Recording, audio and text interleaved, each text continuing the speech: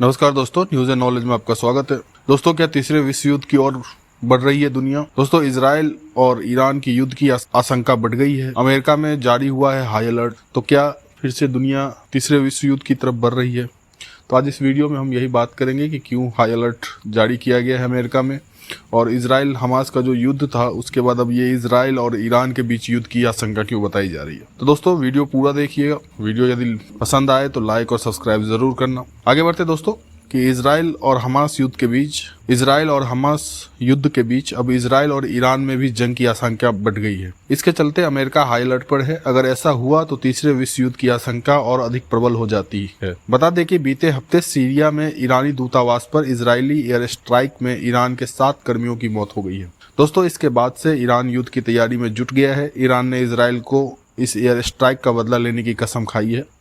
ऐसे में Israel Iran युद्ध छिड़ने की प्रबल आशंका है मद्देनजर, और इसी आशंका के मद्देनजर अमेरिका हर हालात पर बारीकी से नजर रख रहा है। दोस्तों, इजराइल और ईरान के बीच हमास युद्ध शुरू होने के बाद से ही तनाव चरम पर है।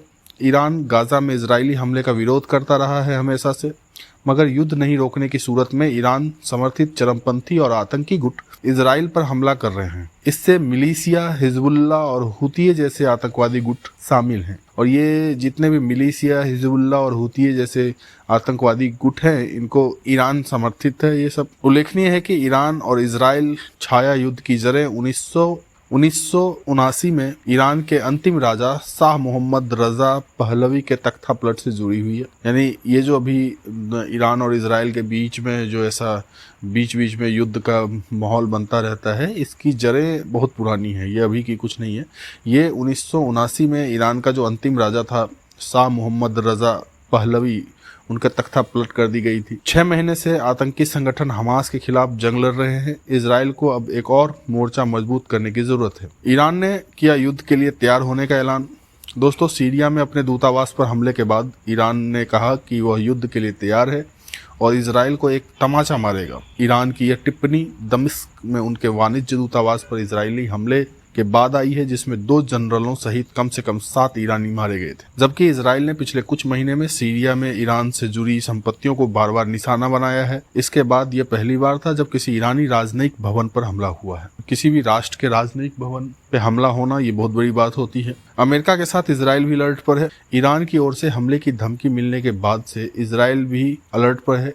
इजराइल ने अपने लड़ाकू सैनिकों की घरेलू छुट्टियां रद्द कर दी है। साथ ही रिजर्व फोर्स को भी बुला लिया है और शहरों में हवाई सुरक्षा बढ़ा दी गई। इजरायली सेना ने देश पर दागे जा सकने वाले जीपीएस नेविगेटेड ड्रोन या मिसाइलों को बाधित करने के लिए गुरुवार को तेल अवीव के ऊपर नौवहन संकेतों की भी गहराई से पड़ताल की है, ताकि इस तरह की जो भी अटैक हो सकता है उसे विफल किया जा सके। इजराइल ईरान युद्ध की यहाँ से जुड़ी हुई है जड़ें। दोस्तों, ये जानते कि ये पुरानी नया नहीं है कुछ भी। इन दोनों के बीच का विवाद ये बहुत पुरानी है। तो क्या है पुराना मामला, वो देखते हैं। दोस्तों, इजराइल ईरान के संघर्ष की छाया की जड़ें 1979 में ईरान के अंतिम शासक शाह मोहम्मद रजा पहलवी के तख्ता पलट से जुड़ी है। इस्लामी क्रांति के बाद ईरान के नेताओं ने इजराइल विरोधी रुख अपनाया और खुद को लेबनान में हिजबुल्लाह और फिलिस्तीन के हमास जैसे समूहों के साथ जोड़ लिया। इस तरह से धीरे धीरे इजराइल और ईरान की दुश्मनी बढ़ती गई।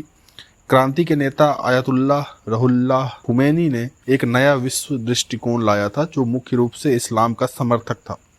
उन्होंने अहंकारी विश्व शक्तियों के खिलाफ लड़ाई का आह्वान किया था, जो अपने हितों की पूर्ति के लिए फिलिस्तीनियों सहित दूसरों पर अत्याचार करते हैं। ईरान में नई सरकार ने इजराइल को छोटा शैतान कहना शुरू कर दिया है। जी हाँ दोस्तों, इस बीच ईरान में नई सरकार बनने के बाद दुश्मनी की जड़ें इजराइल के साथ और गहराती नजर आ रही है। ईरान ने इजराइल को छोटा शैतान और अमेरिका को सबसे बड़ा शैतान कहना शुरू कर दिया है।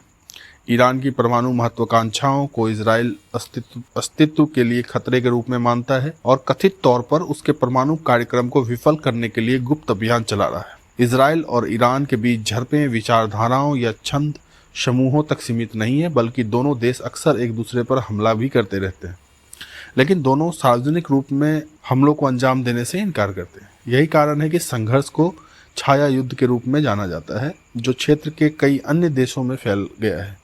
वहीं लेबनान इन 2 मध्य पूर्वी देशों के बीच छाया युद्ध में युद्ध के मैदानों में से एक में काम करता है। यानी लेबनान जो है वो ईरान और इज़राइल के बीच में पड़ता है, तो ज़्यादातर लेबनान की ही ज़मीन इस्तेमाल की जाती है, जबकि हिजबुल्लाह इस क्षेत्र में ईरान के हितों के लिए एक प्रॉक्सी के रूप में उभर रहा है।